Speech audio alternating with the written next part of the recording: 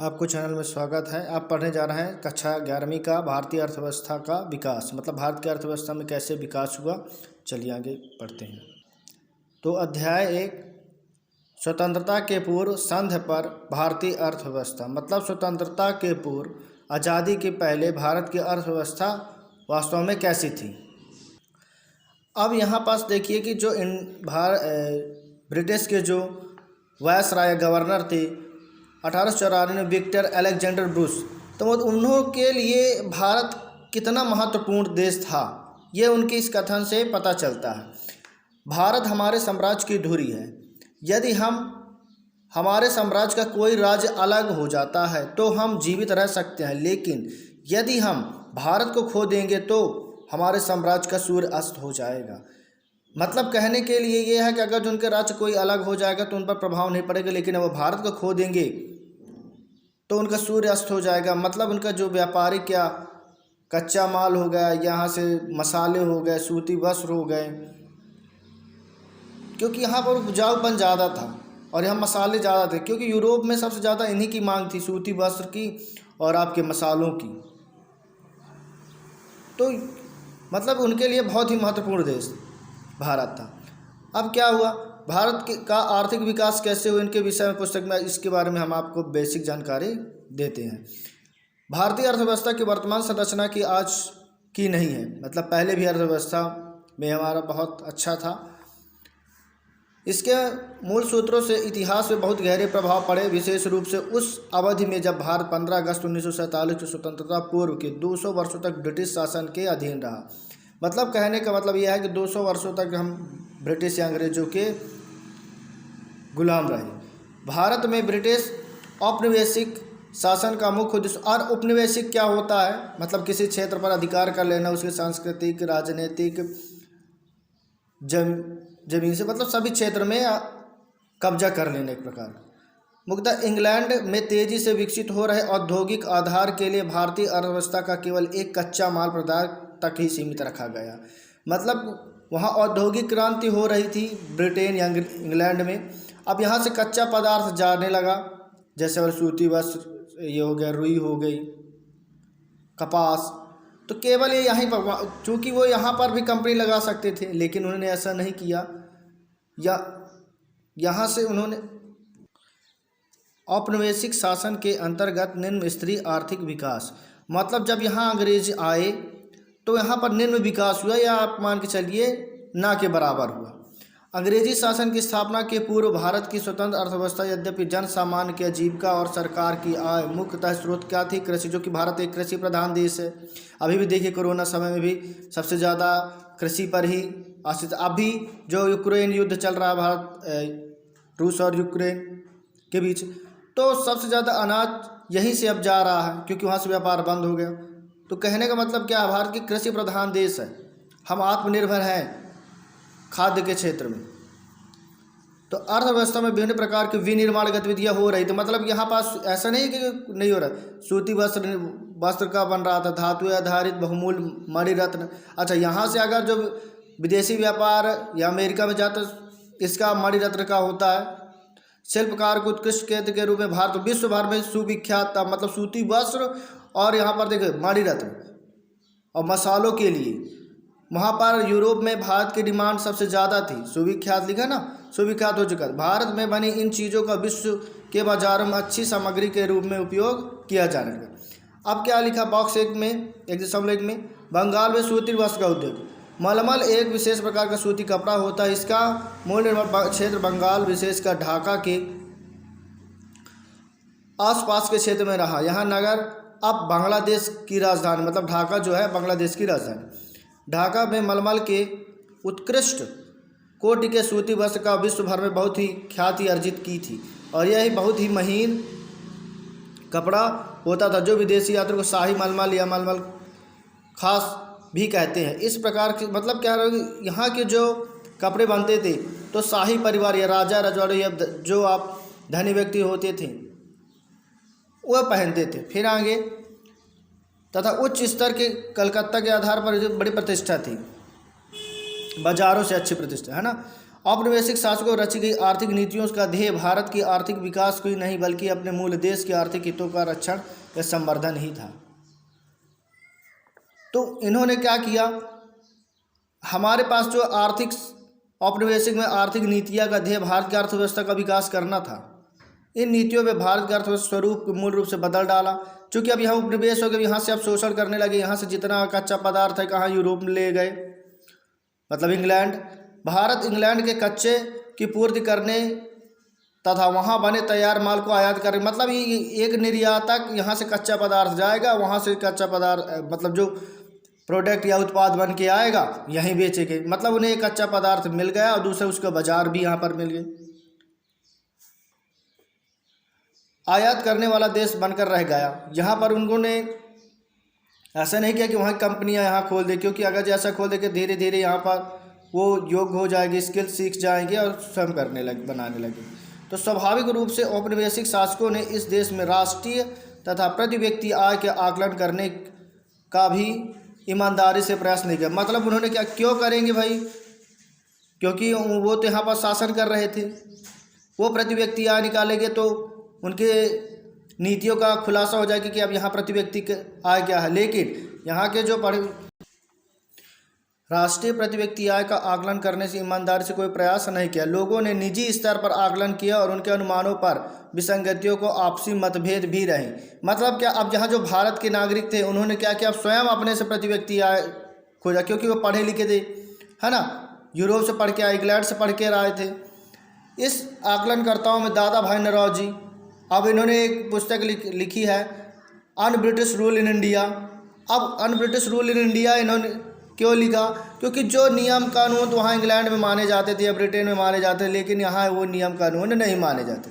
तो ये इकोनॉमिस्ट थे, मतलब अर्थशास्त्री थे, दादा भाई नौरोजी ने, Williams Digby, Findlay, Shivraj, doctor VKRV Rao तथा CR देसाई प्रमुख रहे। औपनिवेशिक काल के दौरान डॉक्टर राव के लगाए गए अनुमान बहुत ही महत्वपूर्ण माने जाते हैं। फिर भी सभी अध्ययनकर्ताओं ने एक बात सहमत रहे कि 20वीं सदी के पूर्वार्ध होने पहले भारतीय अर्थव्यवस्था आय की वार्षिक वृद्धि दर 2% से भी कम ही रही, लेकिन प्रति व्यक्ति उत्पाद में वृद्धि दर तो मात्र 0.5% रह गई, नाम मात्र को। अब कृषि क्षेत्र में क्या, कृषि औपनिवेशिक शासन के अंतर्गत भारत मूलतः एक कृषि अर्थव्यवस्था देश ही बना रहा, केवल यह कृषि उत्पादन में लगे और यहाँ पर लगभग 85% जनता किससे संबंधित है, प्रत्यक्ष या अप्रत्यक्ष रूप से कृषि से संबंधित है, जो गांव में निवास कर। अच्छा, ब्रिटिश पूर्व से कृषि पर क्या है, पूर्व ब्रिटिश काल में कृषि कैसी थी। 17वीं शताब्दी से भारत में फ्रांसीसी क्रांति, वार्नियर तत्कालीन बंगाल का एक वर्णन किया। अपने 2 बार भ्रमण किया, इन्होंने भारत में 2 बार भ्रमण किया। बंगाल के विषय में उन्होंने कहा, संग्रहित जानकारी के आधार पर कहा कि मैं यह कह सकता हूं कि यह क्षेत्र मिस्र देश से कहीं अधिक संपन्न, मिस्र मतलब इजिप्ट, है ना। तो यहाँ पर सूती वस्त्र, चावल, शक्कर, मक्खन के प्रचुर मात्रा में निर्यात किए जाते थे। निर्यात मतलब यहाँ से भेजे जाते थे, आयात मतलब आना, निर्यात माने भेजना यहाँ से कोई सामान। यह अपने आंतरिक उपभोक्ता के लिए गेहूँ, सब्जी, अनाज, मुर्गी, बतख आदि को भरपूर उत्पादन करते थे। यहाँ सूरों को बड़े बड़े झुंड तथा भेड़ बकरियों को विशाल झुंड में विद्यमान रहते थे। इस प्रकार हर प्रकार की मछलियाँ प्रचुरता में उपलब्ध थी। राजमहल से लेकर समुद्र तक अतीत में परिवहन तथा सिंचाई के लिए गंगा नदी बहुत यत्न और परिश्रम काट कर बनाई जाती थी और यह नहरों का जाल बिछा हुआ था, मतलब यहाँ नहर के माध्यम से कृषि होती थी और जो वर्षा हुई। फिर आगे 17वीं शताब्दी में देश में कृषि समृद्ध हमारे लिए लिखित 200 वर्षों तक बाद में अब ब्रिटिश भारत को छोड़ गए और इस समय कृषि गतिहीनता के साथ ही तुलना की जा सकती है। मतलब इन्होंने जिस स्थिति में छोड़ कर गए, अब धीरे धीरे क्या होगा, अब विकास होगा। बस प्रत्यक्ष या परोक्ष रूप से कृषि के आधारित अपनी रोजी रोटी कमा रहे थे, मतलब कृषि प्रधान था पूरा। अब इससे कृषि उत्पादकता में वृद्धि हुई, किंतु अप्रत्याशित एक बड़ी संख्या व्यवसाय होने के बाद भी कृषि क्षेत्र में गतिहीन विकास प्रक्रिया चलती रही और यही नहीं, अनेक अवसरों पर अप्रत्याशित ह्रास मतलब गिरावट भी अनुभव हो गई। भले ही कृषि अधीन क्षेत्र प्रसार के कारण कुल कृषि उत्पादन में तो वृद्धि हुई, किंतु कृषि उत्पादकता में कमी हुई। कृषि अधीन क्षेत्र के प्रसार के कारण कुल कृषि उत्पादन में वृद्धि हुई, लेकिन यहाँ पर औपनिवेशिक शासन में लागू की गई भू व्यवस्था प्रणाली को ही माना जा सकता है। आज के समस्त पूर्वी भारत में जो उस समय बंगाल प्रेसिडेंट कहा जाता तो लागू की गई जमींदारी व्यवस्था तो कृषि कार्यों में होने वाले समस्त लाभ को जमींदार ही हड़प लेते थे। मतलब इनके देख रेख पर टैक्स वसूलना होता था और वे सबसे ज़्यादा पैसे का हेर फेर करते थे। किसानों के पास कुछ नहीं बचा। यही नहीं, अधिकांश जमींदारों ने सभी औपनिवेशिक शासकों में कृषि क्षेत्र की दशा में सुधारने के लिए कुछ नहीं किया। जमींदारों की रुचि तो किसानों में आर्थिक दुर्दशा की अनदेखी कर दी और उनसे अधिक से अधिक लगान, बताया ना, अधिक सबसे ज़्यादा टैक्स लेने पर वो ज़्यादा फोकस करते थे। अब उनकी खेती कैसे कर रहे हैं, क्या पानी मिल रहा है, खाद बीज ये हो रहा है, मिल रहा है कि नहीं, उनसे कोई मतलब नहीं था। वो केवल कर वसूलते थे, टैक्स। इस कारण कृषि वर्ग के नितांत दुर्दशा हुई और सामाजिक तनावों के झेलने के बाद होना पड़ा। सामाजिक तनाव, अब भाई पैसा न रहेगा कहीं तनाव तो होगा। राजस्व व्यवस्था की शर्तों पर जमींदारों को इस प्रकार के विकास में महत्वपूर्ण योगदान रहा। राजस्व के निश्चित राशियों के कोष जमा कराने की तिथि पूर्व निर्धारित, मतलब कह दिया जाता था कि इतने कि दिन के अंदर आपको इतना राशि जमा करनी है। जमा नहीं कर पा रहे तो जमींदार उनके क्या जमीन हड़प लेते थे। औद्योगिक निम्न स्तर तक सिंचाई की सुविधाओं का अभाव था। अभाव मतलब नहीं के बराबर। फिर अब यहाँ उर्वरकों के नगद का प्रयोग बताया ना, उनसे केवल पैसे वसूलने से है और वहाँ व्यवसाय कर ना, उनको खाद से मतलब ना पानी से मतलब है, उन्हें केवल पैसा वसूलना है कर। उत्तरदायी किसानों की दुर्दशा की ओर बढ़ने लगा। इसका बड़ा योगदान यह रहा कि देश के कुछ ही क्षेत्र में कृषि के व्यवसायीकरण के कारण नकदी फसलों को, नकदी फसल क्या होती है, जैसे अब कपास हो गई है ना, रेशम, ये क्या बेच के तुरंत व्यवसायीकरण और बाजार के लिए किया। इस कारण नकदी फसलों का उच्च उत्पादकता के प्रमाण भी मिले, किंतु उस उच्च उत्पादकता का लाभ भारतीय किसानों को नहीं मिला। उत्पादन तो हुआ लेकिन उनको सही लाभ किसानों को नहीं मिला, क्योंकि उन्हें खाद्यान्न की खेती के स्थान पर नकदी फसलों का। अब ये बताओ, जहाँ खेती में अनाज, गेहूँ, चावल ये सब, तब वहाँ आप नील की खेती करने लगोगे या नकदी फसल खेती करोगे तो उनको भोजन कहाँ मिल पाएगा फिर, है ना। अब उसका मूल्य भी कम दे आंका जाता था, और चूँकि बाद विश्व में उसका मूल्य ज़्यादा था यूरोप में, जिनका उपयोग प्रायतः इंग्लैंड में लगे कारखानों में किया जाता है। जहाँ से जो कच्चा पदार्थ सिर्फ इंग्लैंड में ले जाते व्यापार करते थे।